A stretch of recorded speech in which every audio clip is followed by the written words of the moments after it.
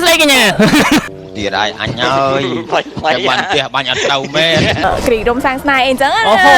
กรีดมสังสนายเองจังจังงั้นนี่หรอไอ้ถ้าบทตามดังออกยังดังออกซับเฮียงเมาส์คือทางขยันกันเนยเลี้ยวได้แล้วไงใครไงนั่งกินกันเนาะชับโอเคจับโอเคมาส้มจุ่มซูนสุดในกรงไม้บางคนไงนี่คือมารีดินบ้านมาดูรุมจำที่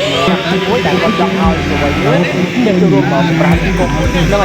ปลาที่ตัวยึดเชียงตัวเชียร์สถานเลี้ยงลำใบเอาไม่ละเว้ยไทยเมืองจะทำเอาพิษแค่จิตแต่แบบโอนทั้งทั้งอาจจะรวมกันได้แต่ก็ผิด let's go คือใจดอนเป็นแดนไปแต่ยืมชอบอาหารมาแล้วเย็นอาหารก็เอามีสลับปีแต่จังเธอยำน้ำใต้ตัวถ้าสุดท้ายยืมไปอย่าไปจัดการฮะ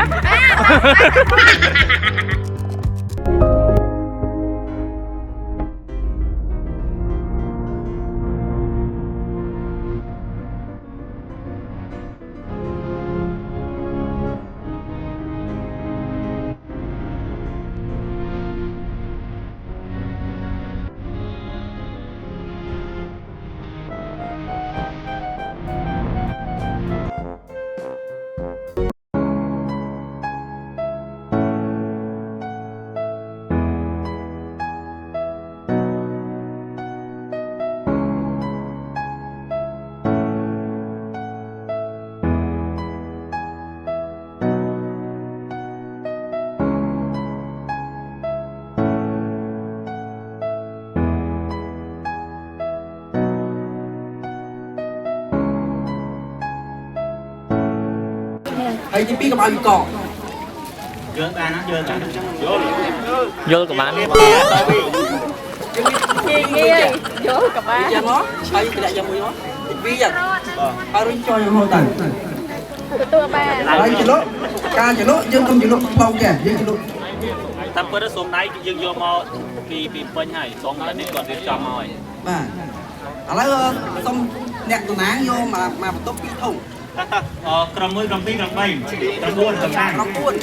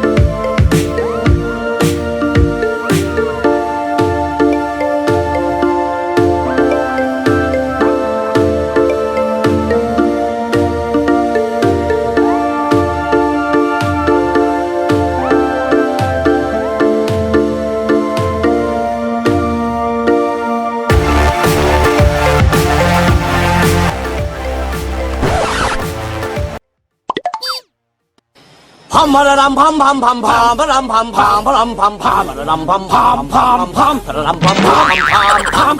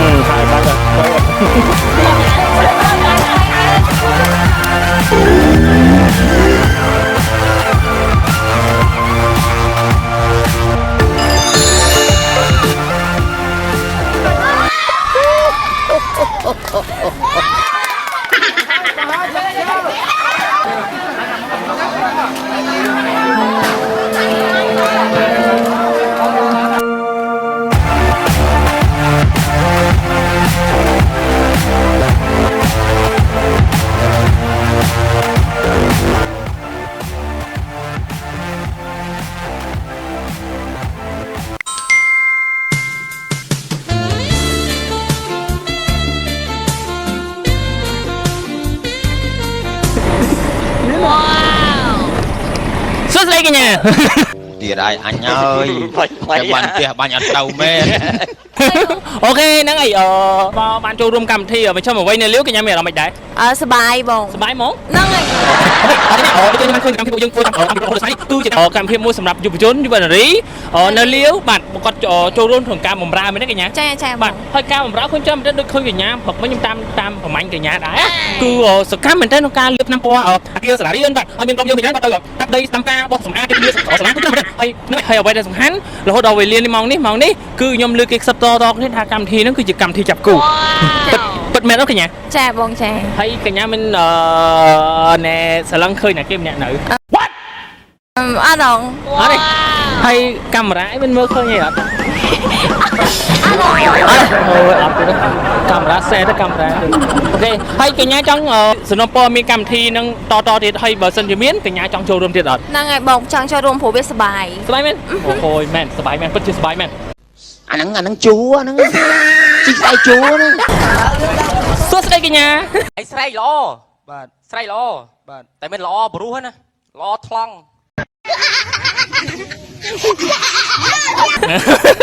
អូខេហ្នឹងហើយសួស្ដីខ្ញុំថ្ងៃនេះខ្ញុំបានចូលរួមកម្មវិធីវិចំអ្វីនៅលាវហើយជាកម្មវិធីមួយក្រុមយុវជនបណ្ឌិតយើងហ្នឹងចូលរួមក្នុងការសហការគ្នាដើម្បីបម្រើហើយការបម្រើខ្ញុំតាមដានតាំងពីព្រឹកហ្នឹងគឺច្រើនមែនទែនហ្នឹងដូចនៅសាលារៀនអញ្ចឹងហើយកញ្ញាបានចូលរួមកញ្ញាមានអារម្មណ៍មិនដែរ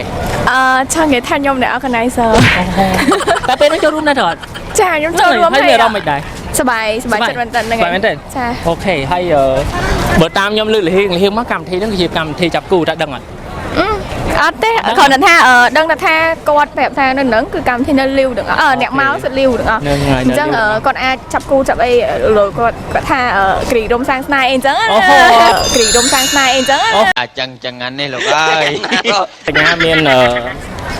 ចូលរួមមួយគេអញ្ចឹងមានចិត្តមានថាណាចង់ចូលរួមហើយចង់ចាប់គូនឹងគេដែរអត់ អត់សូវនេះហេបិទសិនទៅ អូខេ អញថាមែនថាអត់យូរទេ តែបើតាមដឹងខ្ញុំដឹងខ្សឹបលហៀងមកគឺថាកញ្ញាក៏នៅលាវដែរហ្នឹងហើយហើយថ្ងៃណាគេទឹកណា ឆាប់ឆាប់ អូខេចាំអូខេហើយកញ្ញាមកទៀតបើសិនជាមានកម្មវិធីថ្ងៃលើកក្រោយហើយជាកម្មវិធីរបស់ពួកគាត់ទៀតកញ្ញាចង់ចូលរួមមួយពួកគាត់អត់បើសិនមានឱកាស បើសិនជាមានឱកាសពួកខ្ញុំអាចនឹងជួយ organize គាត់ទៀតឬក៏ចូលរួមក៏បាន ហ្នឹងហើយចូលរួម ដោយសារសប្បាយថ្ងៃដោយសារតាំងពីដើមដល់ចប់គឺយើងមិនធម្មតាដើរលេងទេដូចតាំងពីផឹករហូតដល់ស្មើនឹងអញ្ចឹងយើងឃើញត្រូវអត់ថាមិនធម្មតាដើរលេងយើងមានបណ្ដោះស្មារតីយុវជនឲ្យជួយសង្គមហើយដូចយើងមានកម្មវិធីបឋានដាំឈើយើងរៀបអគាររៀបអីអញ្ចឹងណាហើយយើងមានលក្ខណៈចែកសម្ភារៈសិក្សាប្រកបទៀតសងមានន័យថាមិនធម្មតាគាត់ដើរលេងទេគាត់បានសប្បាយគាត់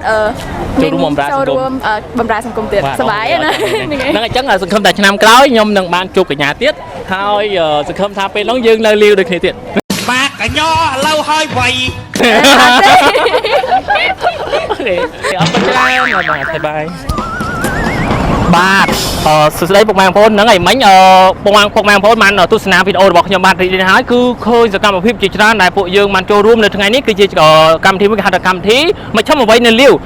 ជាកម្មវិធីសម្រាប់យុវជនវណ្ណរីធ្វើការបម្រើជួយសង្គមហើយយើងឃើញការបម្រើតាំងពីព្រឹករហូតដល់ស្មាននេះគឺមានសកម្មភាពច្រើនមែនទែនមានការបោះជួយសម្អាតសាលាទីធ្លាសាលាហើយអ្វីដែលសំខាន់គឺលាបថ្នាំសាលាឲ្យស្អាតជាងមុនថ្មីជាងមុនហ្នឹងហើយនៅមានកម្មវិធីច្រើនទៀតហើយសម្រាប់មជ្ឈមអ្វីនៅលាវលើក្រោយទៀតគឺខ្ញុំចង់ចូលរួមទៀតខ្ញុំចង់ដឹងថាពួកគាត់នឹងមានអ្វីថ្មីទៀតទេហើយសង្ឃឹមពុកម៉ែបងប្អូនក៏ចង់ចូលរួមតាមដានវីដេអូរបស់ខ្ញុំបាទលើកក្រោយនៅពេលក្រោយទៀតផងដែរហើយកុំភ្លេចតាមដានវីដេអូ